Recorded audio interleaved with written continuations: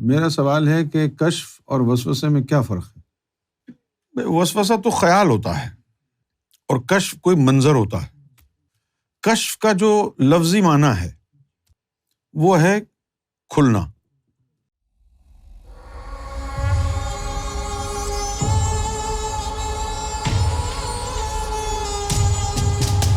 یعنی کوئی چیز چھپی ہوئی تھی وہ کھل گئی۔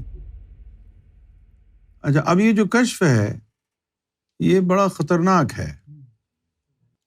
ایک تو ناسوتی کشف ہوتا ہے اور ایک ملکوتی ہوتا ہے، ایک جبروتی ہوتا ہے۔ تو یہ جو ناسوتی کشف ہوتا ہے یہ آپ عبادت کی کثرت کرنے لگ جائیں تب بھی آپ کو کچھ نہ کچھ منظر نظر آنا شروع ہو جاتے ہیں، لیکن اس کی کوئی گارنٹی نہیں ہے کہ وہ صحیح ہے یا غلط ہے۔ ویسے تو کشف فقر کے 100 درجے ہیں۔ جب آدمی 17th لیول پر پہنچتا ہے فقر کا تو اس وقت اس کی باطنی آنکھ کھل جاتی ہے عارضی طور پر، اور اس کو پھر مناظر نظر آتے ہیں۔ لیکن جیسے ہی وہ 18th لیول پر جاتا ہے تو بند ہو جاتی ہے آنکھ دوبارہ۔ اس کے بعد جب 100 لیول فقر کے پورے ہو جاتے پھر مکمل طور پر اس کی باطنی آنکھ کھل جاتی، جب وہ درجہ کمال پر پہنچ جائے تو پھر باطنی آنکھ مکمل طور پر کھل جاتی۔ یہ تو ہے قاعدہ۔ اب ایک اور چیز یہ ہے کہ مرشد جو ہے لوگوں میں ذوق اور شوق پیدا کرنے کے لیے کبھی 5 منٹ کے لیے اس کا کشف کھول دیا، اس کو نظارے دکھا دیے، چلو بھائی غوث پاک کی سیر کرا دیں، حضور کے دربار میں لے جائیں، یہ گھوم گھام کے آ گیا، بس ختم ہو گئی بات۔ مرشد اپنی نگرانی میں کرائے تو کراتے رہتے ہیں، مرشد ہوتے ہیں جو۔ اس سے پھر لوگوں میں ذوق اور شوق پیدا ہوتا ہے۔ کبھی کبھی پھر یہ کشف جو ہے نماز میں کھل جاتا ہے مرشد کی نظروں سے۔ اب وہ نماز میں جب کھل جاتا ہے تو پردے ہٹ جاتے ہیں، وہ خانہ کعبہ سامنے نظر آتا ہے۔ جس طرح ایک واقعہ جو ہے وہ داتا علی حجویری کے ساتھ ہوا۔ ان کی کتاب کشف المحجوب میں لکھا کہ داتا علی حجویری نے، المعروف داتا صاحب لاہور میں جن کا مزار ہے، تو داتا علی حجویری نے ایک مسجد بنوائی۔ تو اب مسجد جب بن گئی تو مولویوں نے کہا کہ اس کا جو گنبد یعنی اس کے جو قبلہ ہے نا وہ خانہ کعبہ کی طرف مکمل طور پر نہیں ہے، ترچھا ہے، ٹیڑھا ہے۔ تو آپ نے سارے مولویوں کو کہا جی آؤ نماز پڑھو، مجھے بتاؤ کہاں سے ٹیڑھا ہے۔ تو جب وہ سب نماز پڑھنے کے لیے آئے تو انہوں نے سارے نمازیوں کا کشف کھول دیا، ان کو سامنے کعبہ نظر آ گیا۔ وہ سب کا کشف کھل گیا۔ اس کے بعد نماز کے بعد انہوں نے پوچھا ہاں جی قبلہ ٹھیک تھا مسجد کا؟ کہتا ہاں جی سامنے کعبہ تھا۔ مرشد بھی کرتا ہے ایسا، یا پھر مرشد کسی کو ڈیوٹی پہ بٹھا دے کہ بھائی تم بیماروں کو چیک کرو، تو اس وقت مرشد کی پروٹیکشن ہوتی ہے۔ اگر مرشد نے کہا ہے ابھی کشف کرو وہ صحیح ہوگا، پھر وہی بندہ گھر پہ جا کے اگر کرے گا تو اب مرشد کی پروٹیکشن نہیں ہے، مرشد نے کہا ہی نہیں ہے تمہیں۔ اب اگر کرو گے تو تھوڑا صحیح ہوگا، تھوڑا شیطانی ہوگا، آپ اس میں تمیز نہیں کر پائیں گے کہ کون سا صحیح ہے کون سا شیطانی ہے۔ اس لیے یہ ہے نا خطرناک ہوتا ہے۔ اچھا، مجھے نظر آتا ہے یعنی، لیکن میں توجہ نہیں دیتا۔ اگر اسی لیے میں آنکھیں چراتا رہتا ہوں لوگوں سے، گور کے نہیں دیکھتا، کیونکہ اگر تھوڑا سا دیکھ لیا نا، 2-3 سیکنڈ دیکھ لیا تو پھر وہ اندر نظر آنا شروع ہو جاتا ہے بخدا۔ کوئی کہیں بکرے گھوم رہے ہیں، کہیں گائے گھوم رہی ہیں، کہیں کتے گھوم رہے ہیں، کہیں سور، کہیں سانپ، یہ نظر آنے لگتا ہے، اللہ کی قسم۔ لیکن میں ان چیزوں پر توجہ نہیں دیتا، غور نہیں کرتا۔ اس لیے غور نہیں کرتا کہ آپ اگر بری نیت لے کے میرے سامنے بیٹھے ہیں اور مجھے نہیں پتا تو میں آپ کے بارے میں منفی نہیں سوچوں گا۔ ہو سکتا ہے میری محفل میں بیٹھے ہیں آپ اور اس کے اندر وہ منفی سوچ نور کے ذریعے ختم ہو جائے۔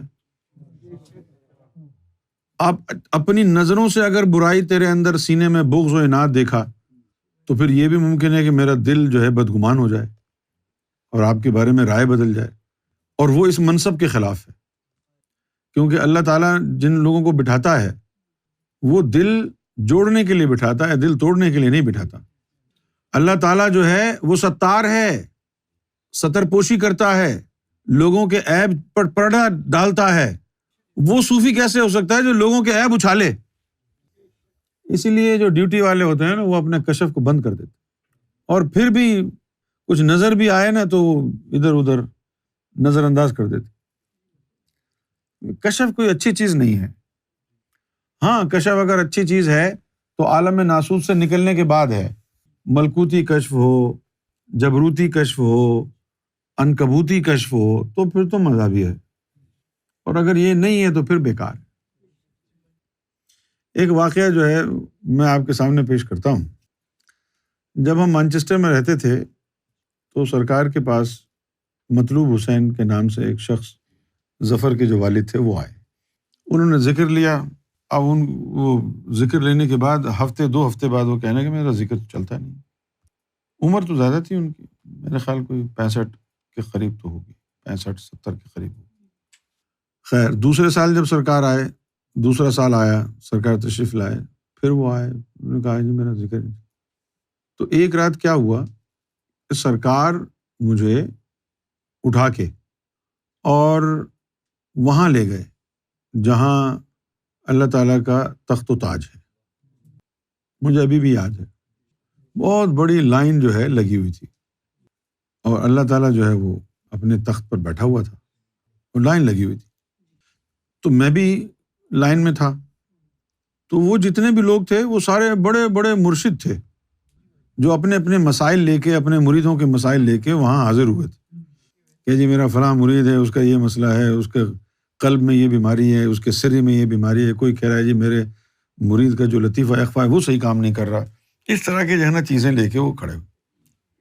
تو اب جب میری باری آئی تو مجھے دیکھا اور مجھے کہا کہ تم کیسے آئے؟ تو میں نے عرض کیا کہ مجھے سرکار نے بھیجا ہے۔ اچھا، کیوں؟ میں نے کہا کہ وہ ایک شخص ہے حاجی مطلوب حسین، اس کا ذکر نہیں چلا، تو سرکار نے فرمایا کہ تم جا کے کہو کہ اس کا ذکر چلا دے۔ تو اس نے کہا اچھا سرکار نے کہا ہے؟ جی سرکار نے کہا، چل جائے گا۔ اب کیا ہوتا ہے، یہ لفظ سن کے کہ چل جائے گا، اب زور زور سے میرا فون بج رہا ہے، اور مجھے نہیں معلوم کہ کس کا فون ہے۔ فون اٹھا کے میں نے کہا حاجی مطلوب حسین صاحب مبارک ہو، اللہ نے فرمایا ہے کہ تمہارا ذکر چل جائے گا۔